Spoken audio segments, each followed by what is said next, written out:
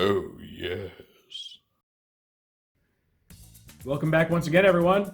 Today I'm very excited to bring you a review for the brand new Transformers War for Cybertron Earthrise Deluxe Class Arcee. Arcee is number 17 in the Earthrise toy line, and she's part of the very long-awaited Wave 2 of the Deluxe class.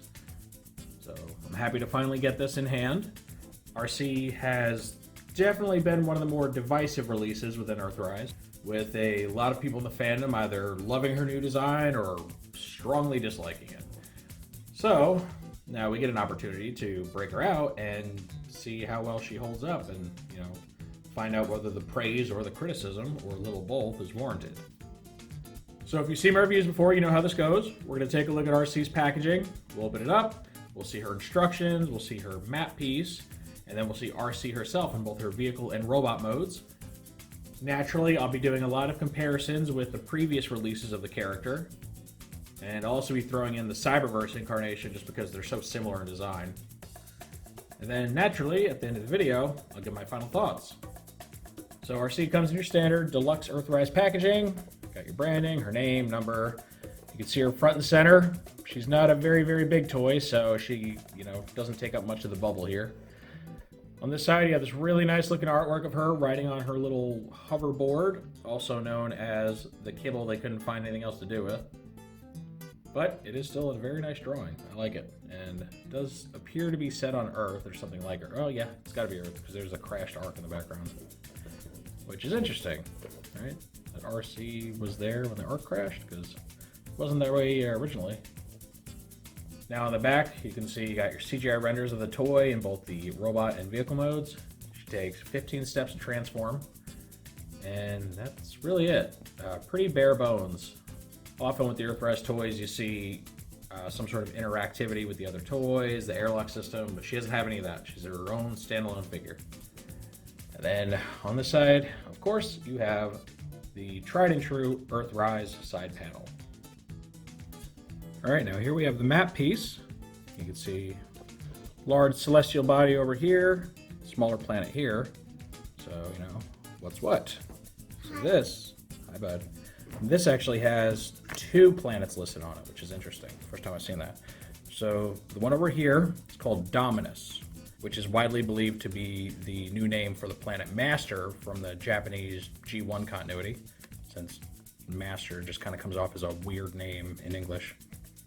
And over here is Junkion. So very, very cool. We get to see 2 planets called out in one piece. And I don't know if there'll be more like that, but so far I think this is the first one. And then here we have the instruction book. See a nice render of Arcee on the front, name, all that good stuff. Tech specs. Open this up. This shows you where you can store her pistol in robot mode, or have her wield it. This shows you how to detach her extra backpack piece and turn it into her little hoverboard type accessory. And then you get to the transformation itself, which assumes you have the hoverboard reattached to her back. And it's really cool how this thing disconnects, because it actually has a latching mechanism, which I didn't know until I opened it. So yeah, come around, and then just shows you the vehicle mode. Now the instructions don't actually show you where you can store the weapon in the vehicle mode, but you can, and I'll show that off here in a moment. And then naturally just a little how-to for the universe map there. And now here is Arcee in her vehicle mode. And it's obviously very heavily based on the original design for the character. Some people have likened it to a bar of soap, and I can't say they're wrong. It really lacks a lot of defining contours that would make you think it's a car. It does just kind of look like a fancy bar of soap, I won't lie. It's got these covers over the wheels here, which make them a little hard to see, but they're done up in this translucent, like a cloudy white type plastic. Same goes for her windshield and her little accent here on the back, which I don't know why they did that in that plastic color, but oh well. And then her gun, this is the weapon storage that I mentioned. Just plugs in under the hood. And yeah, as you can see, she's an absolute shell former, which is Seems to be the fate of female Transformers. They just can't seem to make a feminine form and have it translate well into a vehicle most of the time anyway. There are exceptions. There are some really good ones out there. So yeah, I'm really not feeling the vehicle mode. It feels very plain. You know, they were going for kind of a cartoonish look, which means the whites and the pinks are very flat. I really prefer kind of a shinier coat on them, like the Thrilling 30 toy has. I have a problem. So they painted the headlights, but they just painted them white, like the area around them. So that doesn't do much good. And they did paint the seats gray, so that's cool. I don't know why they couldn't just apply that same gray paint to the headlights just to make them stand out from the rest. The back section is kind of a mess. It's just kind of empty. It does have little hard points for attaching blast effects, so you can have, you know, her like boosting along, which is neat. One thing I will say is that, so she's got some molded detail here for like the console, which is cool. But this whole area is very shallow, right? Like, it just kind of gives the illusion from the front that a person could actually sit in here until you get here and it's just kind of cut off. So yeah, I really don't feel the vehicle mode. Like, I don't like it. It seems like the vehicle mode was sacrificed to make a more cartoon accurate robot mode, would be my guess. Right down to the fact that this piece right here, which traditionally becomes Arcee's chest, which is why it looks like her chest, it doesn't become her chest. It folds away and she's got a chest. Again, they seem to be leaning harder and harder into the new masterpiece philosophy of, you know, cartoon accuracy over everything else and just cheating every transformation they have to accomplish that. And I really am not a fan of that approach. I know some people love it. They're like, oh my god, the G1 cartoon is the best thing ever. But it doesn't make for a good Transformer toy. Right? It kind of defeats the purpose. Like, why does her chest look like the car hood if it's not actually the car hood? And I get it, you know, faux parts are nothing new, but it's getting more and more prominent. I know my son is inspecting it for his expert opinion. What do you think of the car, dude? Good. You think it's good? Yeah. All right then. All right, here we get a little group shot with the other RCs that I'll use for this review. From left to right, you have the Thrilling 30 toy, which was the first proper G1 RC figure ever made. And you got the Titans Return one, which is a heavy retool of Blur. The Cyberverse toy, which again is not G1, but it follows the design so closely I felt it was appropriate to include here. And then we got our new one from Earthrise. So you can see they're all very different. These two are closer in overall design philosophy, but there's just a lot more going on with the Thrilling 30 toy. It's a lot more detailed. You know, actually has a place for people to sit.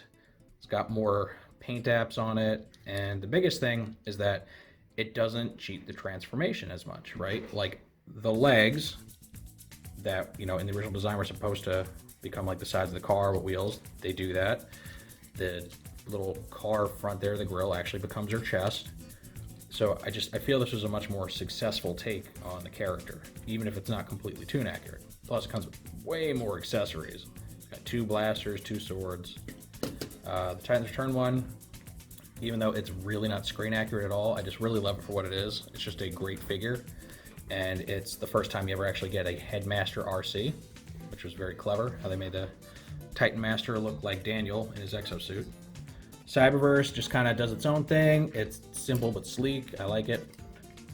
So the way I would rate these, honestly, aesthetically, I would kind of rate the Titans Return and the Cyberverse toys as the highest. They just look like the most complete vehicle modes, if that makes sense. You know, I'm not talking about screen accuracy or anything, just for how they look. This one is loaded with detail, but because it does transform the way Arcee should, it is very gappy, and you know, you can see some parts that are just obviously like robot legs hanging out there. So I kind of like these two the best as far as appearance. As far as transforming toys though, and engineering, well, these two are both very much shell formers. I mean, they end up looking very similar in this vehicle mode. Only difference is like the leg placement, the fact that she can at least hide her face a bit. But yeah, as far as Transformers, I think these two are just the laziest when it comes to engineering. And these two really take the cake, right? They both do their own thing. They don't have just a robot hanging out under the back for the most part. They integrate as much as they can especially this one. The Blur mold was such a great mold. It really doesn't get the love it deserves. Yeah, so as far as Transformers, these two are great. As far as looks, I really prefer these two in the middle. I like this one the least out of all of them. I mean, and that should never happen, right? You should never say, hey, the Cyberverse toy is better than the Generations one, but here we are. Real quick, just for fun, here's a shot of our new Arcee utilizing the blast effects from the Cyberverse toy, just to show off how you can use them to make her look like she's boosting down the road. Makes for a really cool effect, and you know, since they are based off the same base design, it matches her really well. It just works. I like it. All right, now it is time for the transformation. So, first thing you want to do, if it's still there, is remove the gun. Just kind of set it aside, like so. And her legs. Now, one thing I want to point out about the legs, the instructions aren't incredibly clear on exactly how these need to be positioned, but there is a sweet spot you have to find to where they're not contacting the ground before the wheels do. And it's really hard because no matter what, they're pretty close, but you should get it to where on a flat surface it will roll just fine. So, you know, here's like kind of a snapshot for you if you want to see it, exactly, you know, where they should be. With these little anklet looking things just kind of coming right up against these tabs here. And just pressed down as far as they'll go. Just something to keep in mind. Anyway, so go ahead, kind of rotate them out. Get them out of the way. Like so. And you're gonna kind of grab her and just pop her off of here, because this big post here goes in a big old hole in her back. So I'm gonna do that to get some clearance. Pull her arms out, kind of get them out of the way like this. And I want this guy to detach because it's tabbed in. So you can kind of fold it back, get that moved. Let's go ahead and turn her head around. Now, while we have the clearance, let's do this. These little fender panels here with the wheels, you're going to fold inward, press all the way in, like so. This not chest piece is going to fold all the way in. All right, and rotate this out, get some more clearance. You want this guy to come down, right? So you can see it's on this long post, and actually like shimmy itself down on that post. So you want to do that. Oop, that was not supposed to come off. Normally it doesn't because there's a latch holding it in, but all right. So you get this down, not all the way, but about that way. So you can rotate this. Now, these panels right here, you're gonna kind of untab them, these little tabs here, fold them in. All the way like so. And you're gonna take these pieces, fold them all the way in. Now, you can push this all the way down into a neutral position, or as neutral as it gets. And you're gonna fold this up to where these tabs go to these slots right here on her other back kibble. And you line it up just right. That should tab in all the way. All right, then the last thing you want to do here is just push her little backpack assembly down, swing it down. This little peg thing should just be kind of slapping up against her butt there. And here you go. This is Earthrise Arcee. Now she does have an ankle tilt for posing. Unfortunately, it's like kind of ratcheted. Not an actual ratchet, but you know what I mean. It's got sticking points.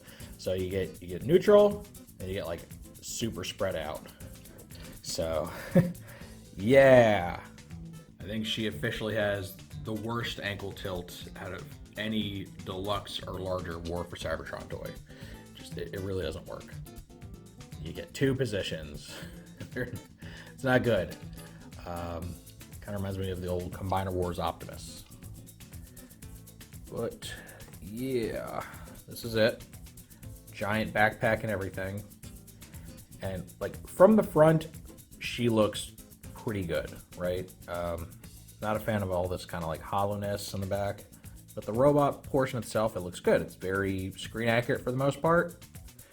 she is missing the prominent red lips that she normally has in the cartoon, which normally it wouldn't bother me so much because not every RC toy has that. But because this is supposed to be so screen accurate, it looks off. Not to mention the fact that her face is completely unpainted, it's just white, which I know the color of her actual face has varied over the years, but it always seemed to be at least a different shade than the rest of her helmet. To me, that just comes off as kind of lazy. Makes it kind of hard to distinguish her features. But as far as posability, she's got the ball jointed head, universal shoulders, which is good, bicep swivel, single bend elbows. She has a wrist, like a, not a swivel, but just a hinge that can fold in and out, which is odd because I don't think it's not needed for the transformation, or if it was supposed to be, it was left out of the instructions. So, I mean, her wrist can do this, but doesn't really serve a purpose. Would have been nice if they were just on a swivel. She does have waist articulation, though it's going to be hampered a bit by her backpack. She has universal joints in her hips. She kind of has a double thigh swivel. She has like the actual thigh swivel up here, which is a bit limited because of clearance issues. And then she has the one due to her transformation, though if you start turning that part, it looks a bit weird. She does have double bend knees, which is nice, seeing as it's just like a separate pink piece here. And then she does have ankle rocking and then the really bad ankle tilt that we mentioned. And, you know, of course, you want to go ahead and plug her gun in while you're at it, just so she's got that. Now, of course, we've got to cover her little gimmick here, her feature, the hoverboard thing. So what you want to do, come around to this side, you see this lever here.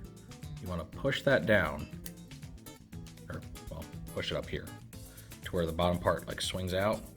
That'll kind of loosen up the latch that's holding this piece in. Push out as far as it goes, and just kind of pull this down. It should release fairly easily. Go ahead and reset that, make it look nice. All right, now this really helps the appearance of her robot mode because it drastically reduces her backpack. It also gives you access to the little port there, the small of her back, which is used for the display stands. That's become just kind of a standard in Transformers now.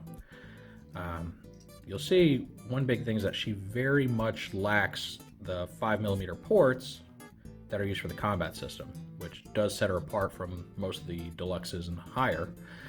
She has the ports on her feet right here, and then she has them on like the backs of her calves, and that's it.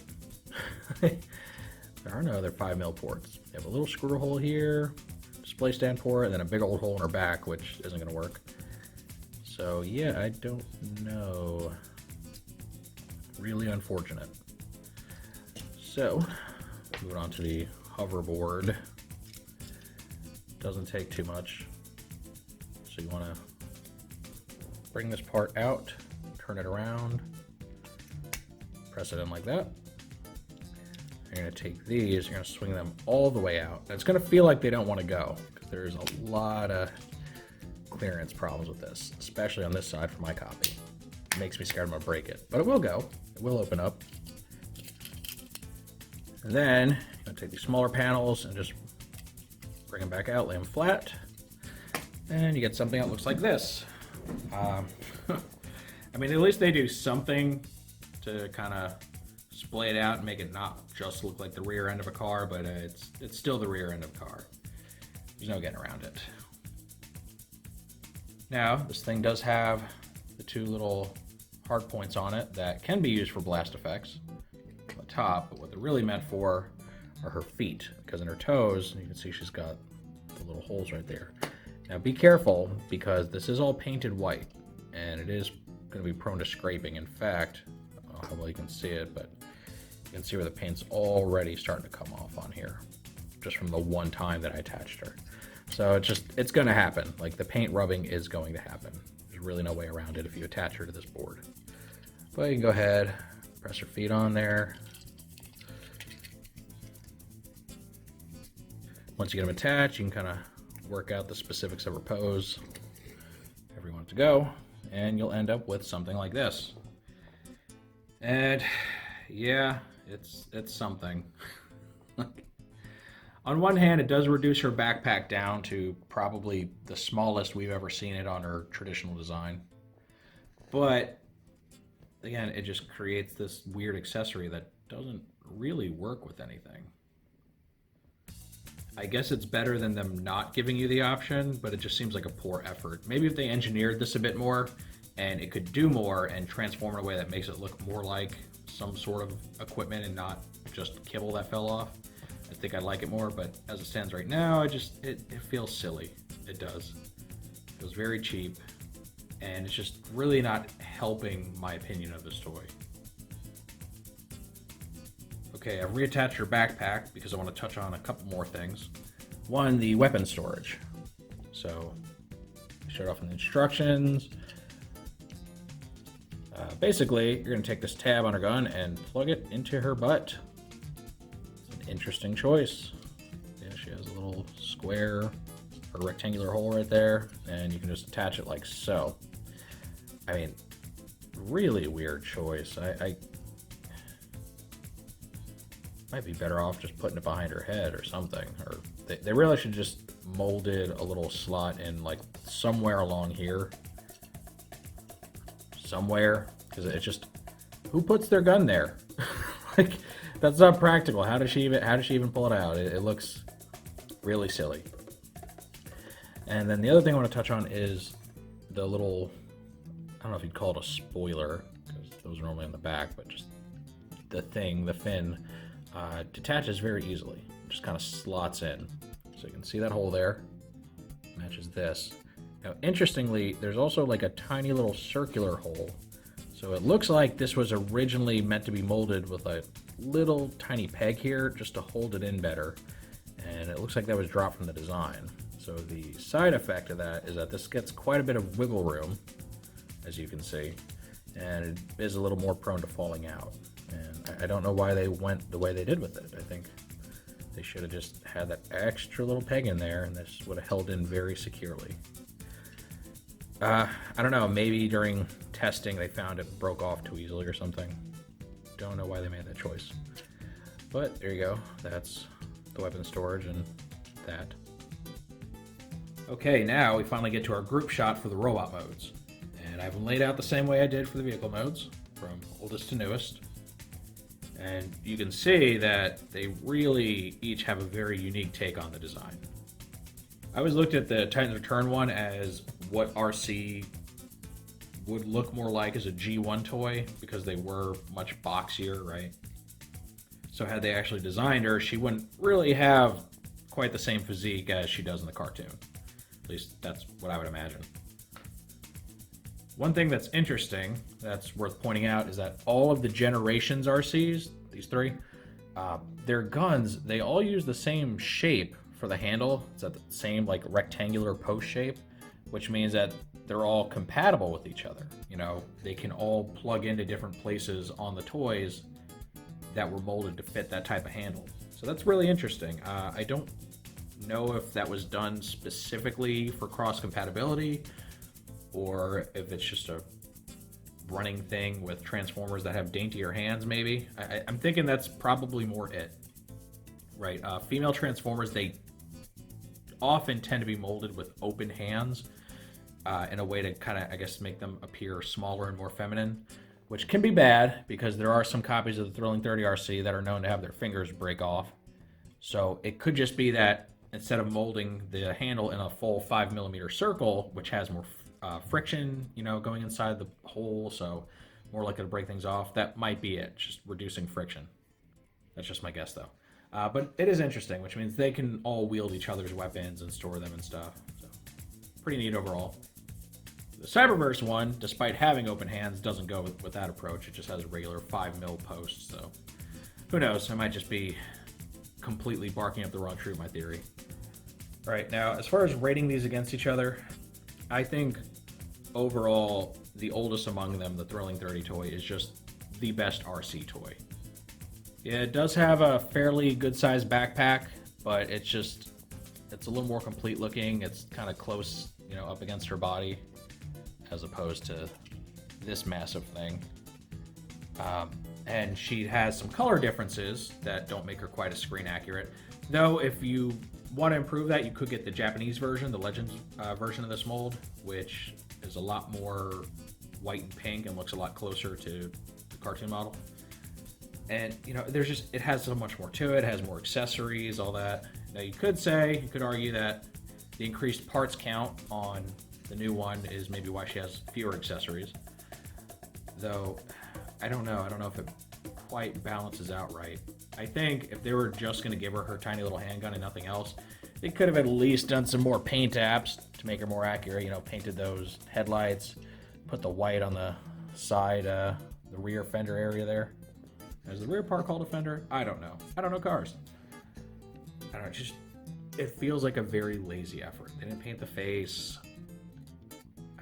I don't know. I'm not impressed. And I hate to be hard on this toy because it's not often we get an Arcee toy, and, you know, people really want that quintessential one. I mean, even the Masterpiece, which people have been wanting forever, has been met to some pretty mixed opinions as far as how good it actually is, because that one has a pretty awful backpack too. And I think really it just comes from taking a design that doesn't work in real life physics. You know, when you take this cartoon model of a car and turn it into, you know, Arcee's robot mode as seen in the cartoon, it just doesn't work. There's nowhere for all these parts to go. Her body's not big enough to just hide everything away. So, I don't know. I will give them points for trying to do something with the kibble and making it into the little hoverboard. I wish they had done more with that to make the hoverboard look like something. So, I guess my final verdict is, if you want a quintessential Arcee toy that really hits all the marks but doesn't feel like it's lacking, I would honestly just stick with the Thrilling 30 version or the Japanese Legends toy if you want that. I just think you'll be a bit more satisfied with the engineering and, you know, the more accessories, the just kind of generally better quality of the toy. And as of recording this, I know for a fact that Big Bad Toy Store still has copies of this available for not much more than you'd pay for the Earthrise Arcee. So if you're not digging the Earthrise one, if this review hasn't turned you on to it and you want something a little different, pick that up. I think it was like $23 or something, give or take. So I would get that if you had to choose. However, if you want a solid Arcee toy and this just isn't available to you, I mean, the Earthrise it's fine. It's okay. It's not perfect. It's got a lot of flaws, but it looks good enough. And again, the actual robot portion of her is probably the best looking one as far as molding. The proportions are great. The feet, I think, could have used some improvement. I think the Thrilling 30 kind of nails the foot design a little better. That, like, kind of spurred look to it. These are just kind of big, flat feet. And they're all one solid color, too, which I don't like. So, yeah, I don't know. I'm really torn on this one. There's things I like about it, but there's also things I just really, really dislike about it. And I think it shows that newer doesn't always equal better. But naturally, that is only how I feel about this toy. Now, more importantly, I want to know what you all think of it. Are you impressed with the new Arcee? Do you think it's an improvement over the older designs, or do you think the older designs have a beat? Do you plan on picking it up? Do you feel the need to buy it if you already have a different version of the character? Any and all feedback is, of course, always welcome in the comment section. If you enjoyed this review, make sure to toss it a like. Let YouTube know you want to see more stuff like this. If you do want to see more like this, make sure to subscribe and hit the notification bell so you always get a heads up when I post something new. And thank you for joining me for this admittedly rather mixed review of Arcee. And with all that said, I will see you next time.